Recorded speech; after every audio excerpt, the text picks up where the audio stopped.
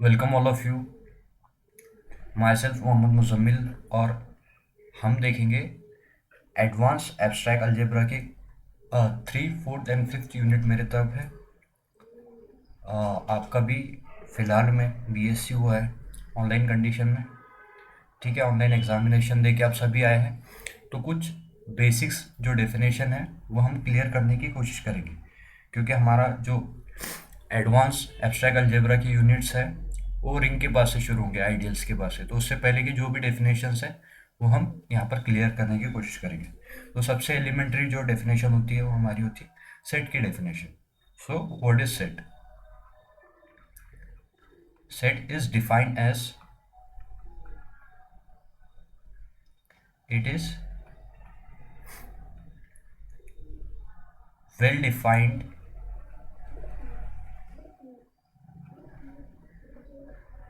collection of distinct object।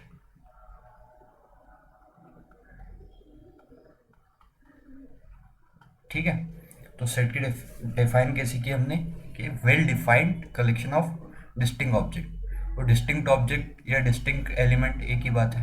जो set में जो एलिमेंट्स होते हैं उन्हें ऑब्जेक्ट भी कहते हैं, एलिमेंट्स भी कहते हैं।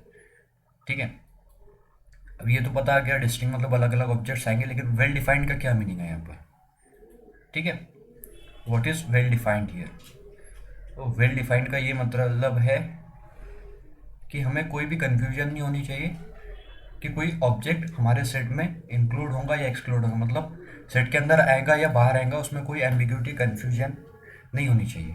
तो well define is there is no conclusion, no confusion, sorry, confusion of inclusion or exclusion of any object। ठीक है, अब ये कैसे काम करता है मैं बताता हूँ। ठीक है, वेल डिफाइंड फॉर एग्जांपल मैं आपको कहूँगा कि सेट बनाओ ऐसा, form a set of smart और sharp student in your class. Okay,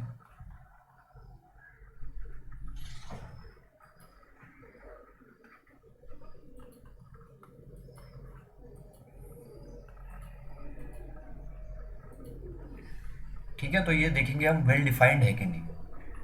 ठीक है, अब शार्प और होशियार या फिर स्मार्ट किसको कहते हैं?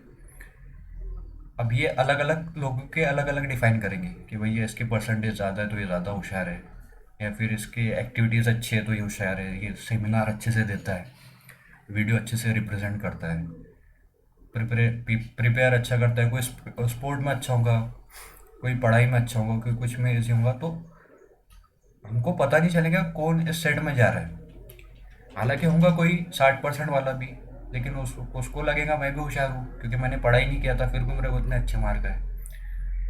तो कौन अंदर जा रहा है और कौन बाहर आ रहा है? और हो सकता है किसी को 90% हो और उसको लग रहा है कि भाई जो मैंने पढ़ा था वही आया, बाकी तो मैंने कुछ पढ़ा ही नहीं था, तो उसको लग भी सकता है कि मैं होशियार नहीं हूँ। ठीक है, तो एक कन्फ्यूजन है कि कौन सेट में जाएगा कौन सेट में नहीं जाएगा। लेकिन अगर से मैं बोलता हूँ कि form a set of students they have scored above 80% in your class। ठीक है, ठीक है, पहले वाला तो हमारा सेट नहीं बना क्योंकि उसने वेल डिफाइंड की कंडीशन सेटिस्फाई नहीं की। ठीक है, not set, not well defined.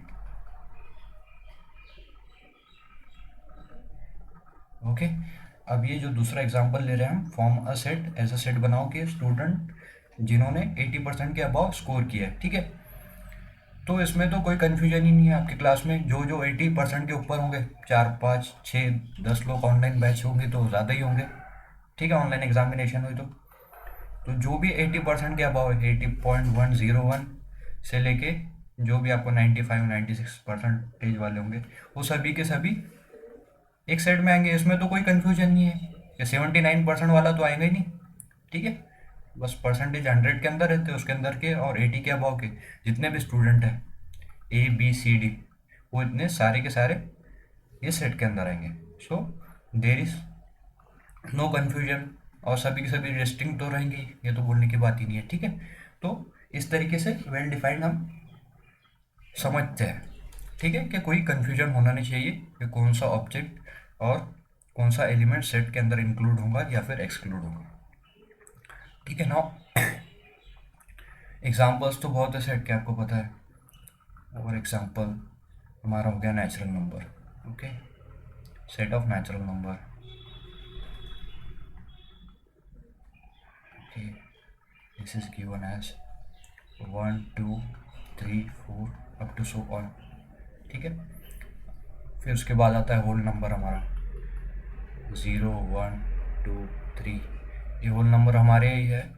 बाकी इंटरनेशनल ऑर्थर नेचुरल नंबर, वहाँ पे होल नंबर ही होता है, एक ही होता है दोनों में, ठीक है। And then set of integers, set of integers that is denoted by z, okay, and given by to so on। इसमें माइनस क्वान्टिटीज भी होती है, -3 -2 -1 0 1 2 3, okay. And again set of integers हो गया set of rational numbers,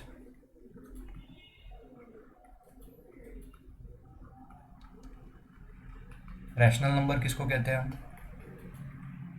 rational number किस तरीके से define करेंगे, as a Q such that p by q where p belongs to integers and q belongs to natural number, ठीक है। जो एक रेशियो के फॉर्म में लिख सकते हैं, कोई दो नंबर जो रेशियो के फॉर्म में लिख सकते हैं, वो क्या होंगे, हमारे रैशनल नंबर होंगे।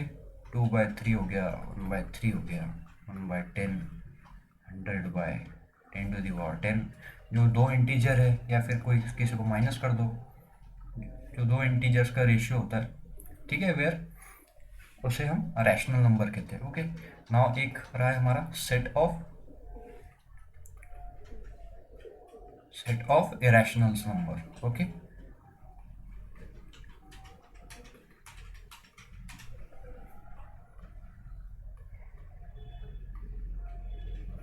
रैशनल नंबर किसको कहते हैं, रैशनल तो देख लिया हमने, हाँ, जो नंबर जो कि रैशनल ना हो उसे हम रैशनल कहते हैं, ठीक है।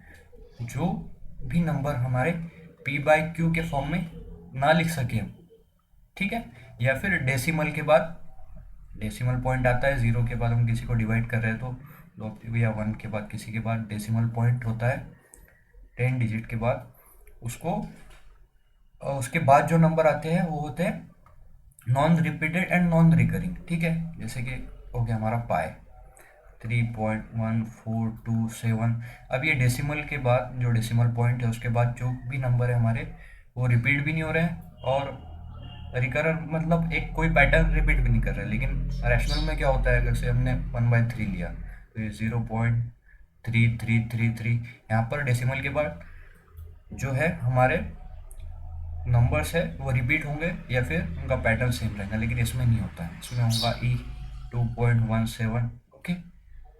रूट के पूरे फॉर्म √2 √3 1.414 आगे कुछ, ठीक है।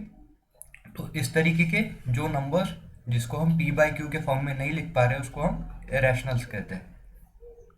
Numbers which are not rational are known as irrational, ठीक है, ओके। और एक रहा set of real number,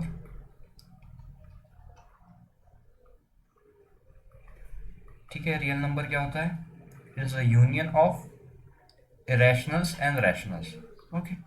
rational number और इरेशनल नंबर, इसके अंदर रियल जब सेट लेते हैं हम तो इसमें सभी नंबर्स आ गए। जो भी सोच रहे हैं आप नंबर आपके दिल में वो इस सेट में है, चाहे आप इरेशनल सोचो या रैशनल सोचो। ओके, तो ये कुछ एग्जांपल्स थे सेट लिखने के लिए। वैसे सेट हम उसके टाइप्स किस तरीके से लिख सकते हैं हम सेट को, इसके दो मेथड होती है। एक है हमारी रोलर मेथड और लिस्टिंग मेथड। ओके,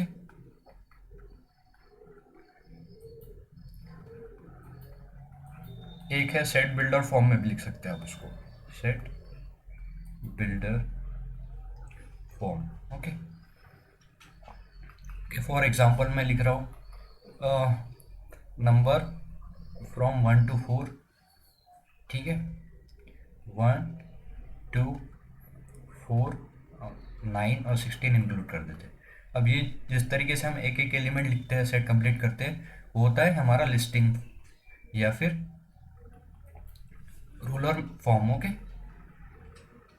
मेथड लिखा हूँ मैंने, यहाँ पर फॉर्म है।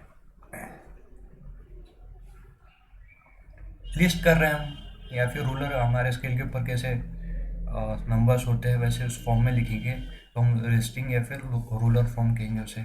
और एक होता है सेट बिल्डर फॉर्म। अब इसको ही हम सेट बिल्डर फॉर्म के उसमें किस तरीके से लिख पाएंगे, यहाँ पर देख रहे हैं हम सभी के सभी स्क्वायर्स है, 1 का स्क्वायर, 2 का स्क्वायर, सॉरी 2 एक्सक्लूड कर देंगे हम, 1 4 9 और 16 लिखेंगे। ठीक है, यहाँ पर 1 का स्क्वायर, 2 का स्क्वायर, 3 का स्क्वायर और 4 का स्क्वायर। तो इस तरीके से इसको डिफाइन कर सकते हैं। हमेशा सेट हम कैपिटल लेटर से डिनोट करते हैं। ओके, तो here x such that x belongs to sorry x square. यहाँ पर किस तरीके डिफाइन करेंगे, x square where x is from natural number. Okay, natural number में से लेते हैं और x इज लेस देन और equals to 4 and greater than equals to 1। ठीक है, ऐसे नेचुरल नंबर जो कि 1 से बड़े हैं और 4 से छोटे हैं उन सभी का स्क्वायर, दोनों का, जो दोनों भी a है उनका एक ही मतलब है लेकिन लिखने का तरीका अलग अलग है। ठीक है, ये सेट बिल्डर फॉर्म में लिखा हमने, उसके ऊपर का जो भी लिखा था वो हमने लिस्टिंग फॉर्म में लिखा। ओके, यूनियन जो भी हो रहा है हमारा, इंटरसेक्शन, फाइनाइट डिफरेंसेस, ये जितने भी बेसिक डेफिनेशंस हैं उनको क्लियर करने की कोशिश करो। ठीक है, ने भी जो जो भी बेसिक्स है, एक एक भी डेफिनेशन आपने क्लियर करा तो आपको जो भी हम पढ़ाएंगे आगे वो समझने में ईजी रहेगा आपके लिए। ठीक है।